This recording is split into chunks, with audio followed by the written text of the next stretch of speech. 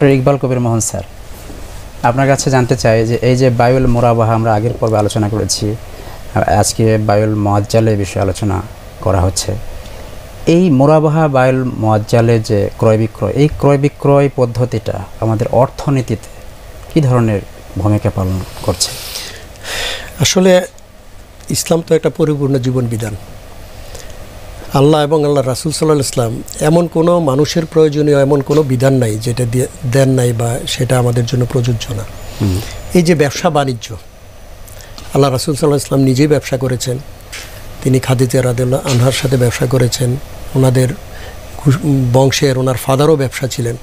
এই ব্যবসা বাণিজ্যটা কিভাবে পরিচালিত হবে এটা কিন্তু ইসলাম সুন্দরভাবে এটা কিন্তু বর্ণনা করেছে এবং এটার প্রক্রিয়াও কিন্তু এখানে আমরা দেখতে পাই এবং এটা দেয়া আছে।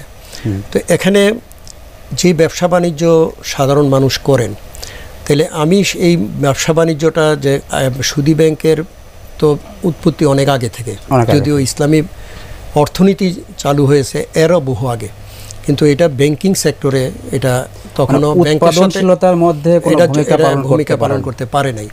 তো এখন যে একটা লোক আসবে, সে সুদ থেকে বাঁচতে চায় একটা ব্যবসায়ী, তাহলে সে কিভাবে আমার সাথে ব্যবসা করবে? তার জন্য বাই মুআজ্জাল বাই মুরাবাহা পদ্ধতিগুলো আছে।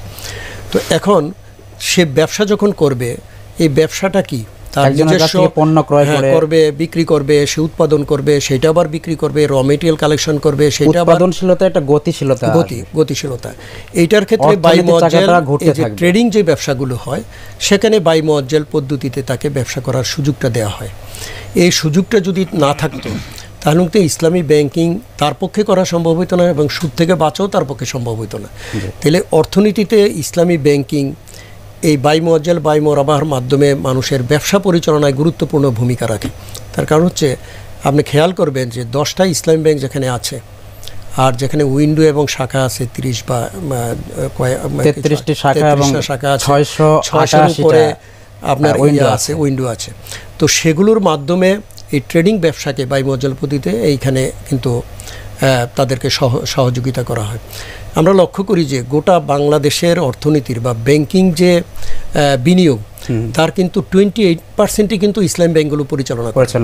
তাইলে এই যে 1/3 অব দি ইকোনমি ব্যবসা বাণিজ্য কিন্তু ইসলাম ব্যাংকগুলো পরিচালনা করে। স্বাভাবিক করে নেই এই পদ্ধতিতে যে বেচা কেনা সম্পন্ন হচ্ছে, এটা যেমন গ্রাহককে উপকৃত করছে এবং দেশের অর্থনীতিতে কিন্তু বিরাট অবদান রাখছে। ধন্যবাদ আপনাকে। মোহাম্মদ কামরুজ্জামান স্যার, সার্জারি বলছিলেন এই যে অর্থনীতির চাকা এই ঘূর্ণয়মান রাখতে এই বায়ুল মুআজ্জাল বা বায়ুল মুরাবাহা পদ্ধতি যে ভূমিকা রাখছে স্যার বলছেন, আমরা আলোচনা করছি। কারণ এখানে একটা পণ্যের ক্রয় বিক্রয়ের সম্পাদন হয়। উৎপাদক পণ্য উৎপাদন করেন, সেই পণ্যটা ব্যাংক ক্রয় করে আবার গ্রাহকের কাছে বিক্রয় করে, গ্রাহক আবার অন্যদের কাছে বিক্রয় করে আবার ক্রয় করেন। তো এটি অর্থনীতিতে একটা ব্যাপক ভূমিকা পালন করছে।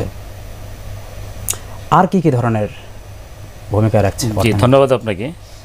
আপনি সুন্দর একটা বিষয়ের অবতারণা করেছেন।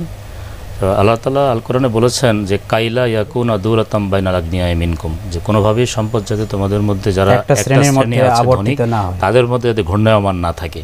আপনি দেখুন যে কৃষক শ্রেণী তারা মাঠে উৎপাদন করে, মানে পণ্য উৎপাদন করে, শস্য উৎপাদন করে, তারপরে এই পণ্যগুলো আমাদের শহরে কিন্তু কোনো ফসল উৎপাদন হয় না। শহরে কিন্তু বেশি লোকের বসবাস। তো এখন শহরের লোকেরা এই পণ্যটা কীভাবে পাবে? সেখান থেকে এই পণ্যটা একটা শ্রেণী, একটা ব্যবসায়ী শ্রেণী পণ্যটা মাঠ থেকে ক্রয় করে এনে শহরে সেটা সাপ্লাই করবে। এবার শহরের মধ্যে কারওয়ান বাজার, গাবতলী, যাত্রাবাড়ি আড়ত রয়েছে, বাদামতলী আড়ত রয়েছে, সেই আড়তগুলোর মাধ্যমে এবং পাইকারি খুচরা পুরা বাজারে ছড়িয়ে পড়ে। এই যে সার্কুলেশনগুলো যারা ব্যবসা করে তারা যদি টাকা না পায়, তাহলে কিন্তু এই পণ্যটা তারা কৃষকদের কাছ থেকে নিতে পারবে না। আর কৃষকও কিন্তু তার যে উৎপাদন খরচ, সেই উৎপাদন খরচ কিন্তু সে পাচ্ছে না। অতএব ইসলামী ব্যাংকিং যে বায়ু মুআজ্জাল বা বায়ু মুরাবাহা, এই বায়ু মুআজ্জাল এবং বায়ু মুরাবাহা পদ্ধতিতে এই যে ট্রেডিং ব্যবসা, আমি তো মনে করছি যে ইকোনমির যে সার্কুলেশন, প্রপার সার্কুলেশন এবং সঠিক সার্কুলেশনে তার ভূমিকা কিন্তু গুরুত্বপূর্ণ, অনবদ্য। যে কৃষক থেকে শুরু করে একদম ভোক্তার রান্নাঘরে চলে আসে, তার মুখে চলে আসে এবং তার নিউট্রিশন পর্যায়ে চলে যায়, এর মধ্যে বায়ু মুআজ্জালের ভূমিকা আমরা সুস্পষ্টভাবে দেখতে পাচ্ছি। বায়ু মুরাবাহার ভূমিকা আমাদের কাছে অত্যন্ত পরিষ্কার। এবং এই দুটি পদ্ধতি যদি ভালোভাবে ইমপ্লিমেন্ট করা যায়, এটার ক্রয় বিক্রয় সঠিকভাবে যদি সম্পাদন করা শরিয়া যায়। পরিপালন করে যদি এখানে complete করা গ্রাহকের একটা গুরুত্বপূর্ণ ভূমিকা রয়েছে, ব্যাংকের তো নিশ্চয় আছে।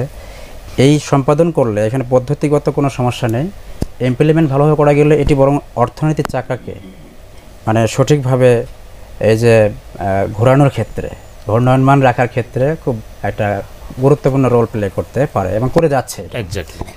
ধন্যবাদ মোহাম্মদ কামরুজ্জামান স্যার আপনাকে এবং ডক্টর ইকবাল কবির মোহন স্যার, আপনাদের মূল্যবান সময় ব্যয় করে আমাদের অনুষ্ঠানে অংশগ্রহণ করে অনেক মূল্যবান আলোচনা করার জন্য।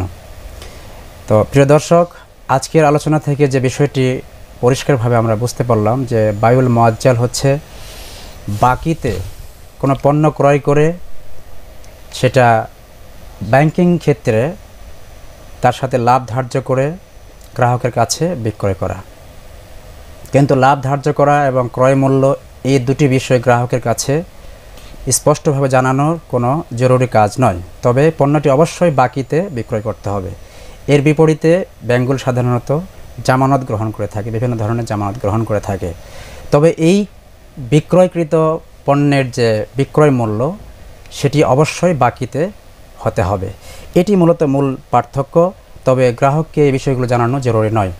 তো এই সিস্টেম যদি আমরা সঠিকভাবে বাস্তবায়ন করতে পারি তাহলে ইসলামী ব্যাংকিংয়ের যে বর্তমান যে অবস্থা এটি আরও বেগবান হবে, অর্থনৈতিক চাকা আরও সবল হবে এবং আমরা ইসলামী অর্থনৈতিক ব্যবস্থা যে সফলতার পথে নিয়ে যেতে আমরা সক্ষম হব। আজ এ পর্যন্তই। আল্লাহ আমাদের সকলকে সুস্থ এবং ভালো রাখুন, পবিত্র জীবন দান করুন, সেই আবেদন রেখে এখানে বিদায় নিচ্ছি। সুবহানাকা আল্লাহুম্মা বিহামদিকা আশহাদু আল্লা ইলাহা ইল্লা আনতা আস্তাগফিরুকা ওয়া আতুবু ইলাইক।